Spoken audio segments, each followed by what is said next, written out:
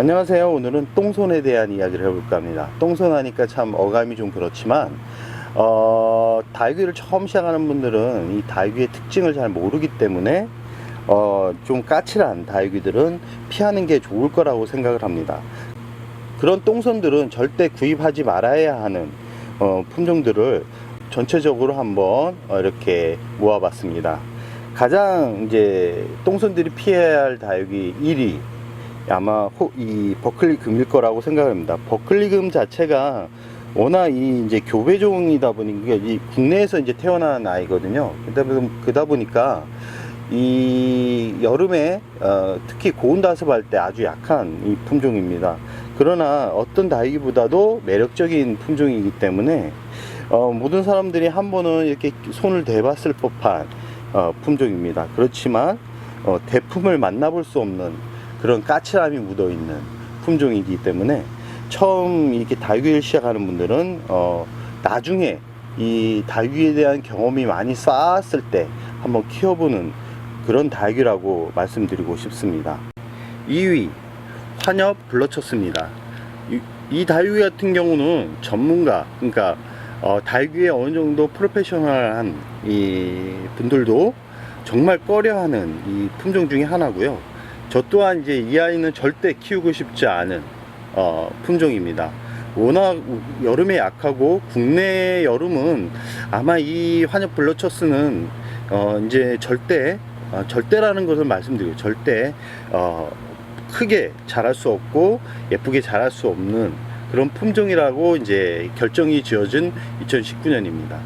이 환엽 블러처스는 가격대가 아주 높기 때문에 처음 다육이를 시작하는 분들한테는 절대 손을 대지 말아야 할 품종입니다. 그렇지만 이제 가을이 오고 겨울이 오면 이 아이가 정말 예뻐지거든요.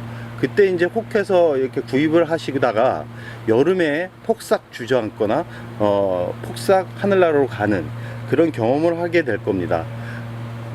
가끔 이제 오기로 내년에 또 한번 키워보지 해서 구입을 하시는데 절대 추천하고 싶지 않은 2위 환엽 블러처스입니다. 똥손들이 절대 건드리지 말아야 할 다육이 3위 짧은 잎 적성입니다. 워낙 이 아이는 까칠하다는 이 소문이 자자하기 때문에 처음 다육이를 시작하는 분들은 절대 구입하지 않기를 바랍니다. 가격대도 워낙 높기 때문에 이 얼굴 하나당 뭐 10,000원 이상이 넘기 때문에 이 구입할 때도 부담이 되지만 이 아이가 사이즈도 그렇게 크지 않습니다. 크지 않은데 가격대가 높은 이유는 다 이유가 있습니다. 워낙 까칠하기 때문에 국내에서 이 아이의 대품으로 자란 모습을 구경하기라는 것은 정말 어렵습니다. 그렇지만 이 얼굴 생김새를 보시면 이렇게 별 모양으로 아주 예쁜 모습을 한 것을 확인할 수 있는데요. 아마 이 아이의 매력에 빠진 분들이 실패를 하면서도 계속 구입을 하는 이유가 이렇게 잘생긴 예쁘게 생긴 얼굴 때문이라고 생각하지만 여기에는 독이 숨어 있습니다. 독가시가 숨어 있습니다. 아주 까칠합니다. 물에 까칠하고 병충해 까칠하고 그렇기 때문에 이 다육이를 처음 시작하는 분들은 절대 손을 대지 말아야 할 다육이입니다. 똥손들이 구입하면 안 되는 4위 라탐입니다. 라탐은 콜로라타랑 약간 비슷한 특징을 가지고 있지만 콜로라타 같은 경우는 여름과 이런 고온 다습한 환경에서도 잘 버티지만 라탐 같은 경우는 교배종이라서 그런지 모르겠지만 이 여름 이 습한 계절에는 꼭 이렇게 입이 무르는 그런 특징을 가지고 있습니다.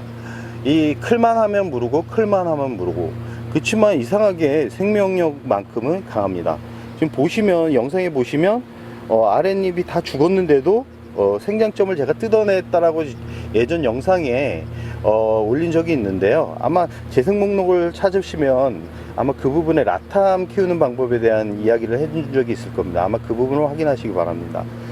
지금 생장점을 뜯어낸 부분에서 얼굴이 나왔는데 그 얼굴은 또 이렇게 건강하게 자라고 있습니다. 그렇지만 주변에 잎들은 다 물러서 지금 이제 떨어지기 일보 직전인데요. 이렇게 키우기는 이렇게 예쁘게 풍성하게 키우기는 힘들지만 또 생명력은 길게 아주 오랫동안 이렇게 자라는 라탐 그렇지만 예쁘게는 키우기가 좀 힘들다라는 말씀을 드리고 싶습니다.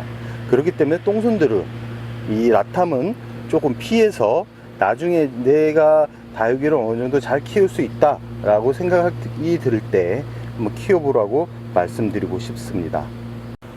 6위 리가입니다. 리가 자체가 요즘 많이 이제 판매돼서 떠난 지 꽤 오래된 다육인데요. 리가 같은 경우는 한때 되게 유명했던 다육 중에 하나고요.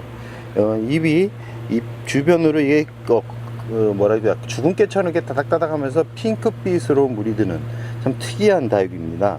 소형종이지만 가격대가 좀 있었던 그런 품종이고요. 자구를 많이 달고 이 소형종일 때보다는 대풍 군종일 때 이렇게 멋졌던 품종입니다. 그렇지만 리가 같은 경우도 자랄만하면 무너지고 자랄만하면 무너지기 때문에 많은 사람들이 손을 뗀 품종 중에 하나입니다. 아마 가지고 있는 분들도 계시겠지만 아마 이 아이 같은 경우는 아마 키우고 있는 분들이 그렇게 많지 않은 다육이라고 생각을 합니다.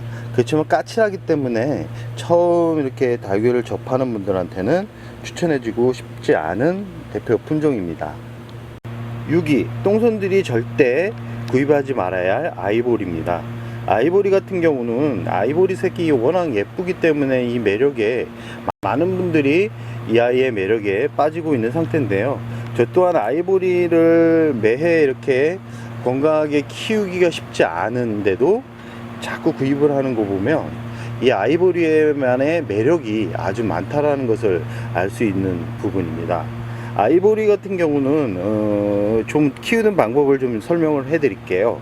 워낙 예쁘고 다육이 초보님들도 많이 구입하는 품종이기 때문에 좀 디테일하게 설명을 해 드리려고 하는데요. 아이보리는 처음 이렇게 통통한 모습을 보이다가 잎이 쭈글쭈글 할 때는 줄기가 문제가 있는 상태입니다. 뿌리가 문제가 있다는 건데요. 한번 데미지를 받은 아이보리 같은 경우는 잎이 쭈글쭈글 거리는데 그 잎이 절대 펴지지 않습니다. 그게 아마 죽을 때, 말라서 죽을 때까지 쭈글쭈글해질 텐데요. 이 아이보리가 좋은 게 뭐냐면 잎에서 뿌리가 어느 정도 회복이 되면 잎에서 나오는 그 잎이 통통하게 이게 성장을 하기 때문에 너무 걱정할 필요성은 없습니다. 아이보리는 이 응애 부분만 이렇게 신경 써 주신다 그러면 좀 까칠하지만 키워볼 만한 다육이지만 물에 약하기 때문에 한순간에 이렇게 무너지는 이런 특징을 가지고 있기 때문에 추천해 주고 싶지 않은 다육으로 선정이 된 겁니다.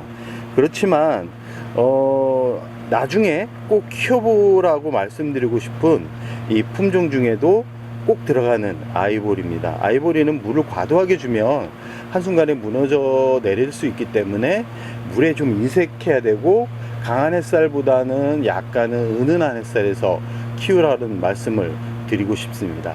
응애에 아주 약하기 때문에 입에 검은 반점이 다닥다닥 나온다 그러면 응애약을 꼭 쳐주시기 바랍니다.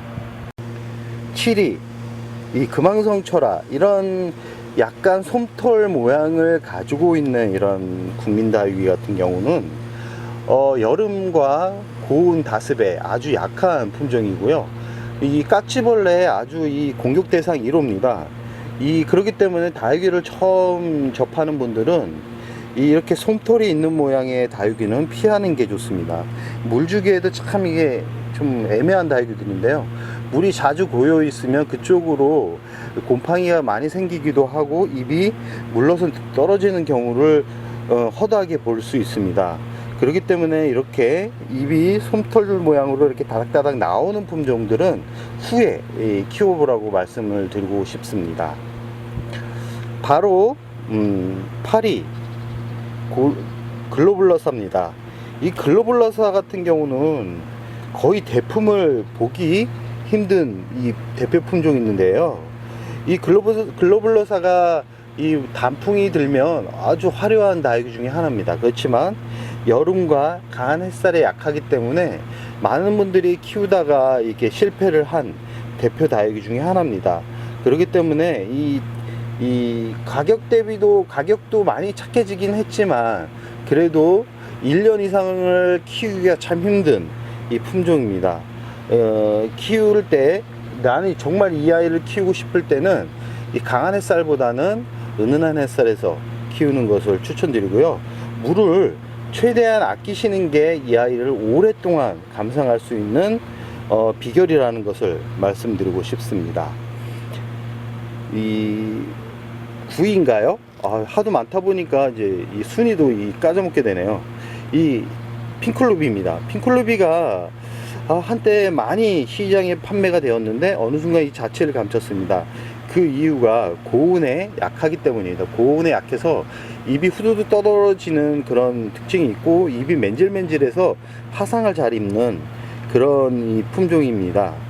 아마 많은 분들이 키워봤을 법한 이 핑클루비 자체는 키우기에는 그렇게 힘들지는 않지만 이 고온다습한 여름, 장마철과 여름에 아주 약하기 때문에 처음 이렇게 어느 정도 이제 이 손에 익은 이제 사람들은 이렇게 자주 이렇게 실패를 하지는 않지만, 처음에 이렇게 접하는 분들은 실패 확률이 높은 이 품종이기 때문에 추천 다육이에서 빠진 겁니다.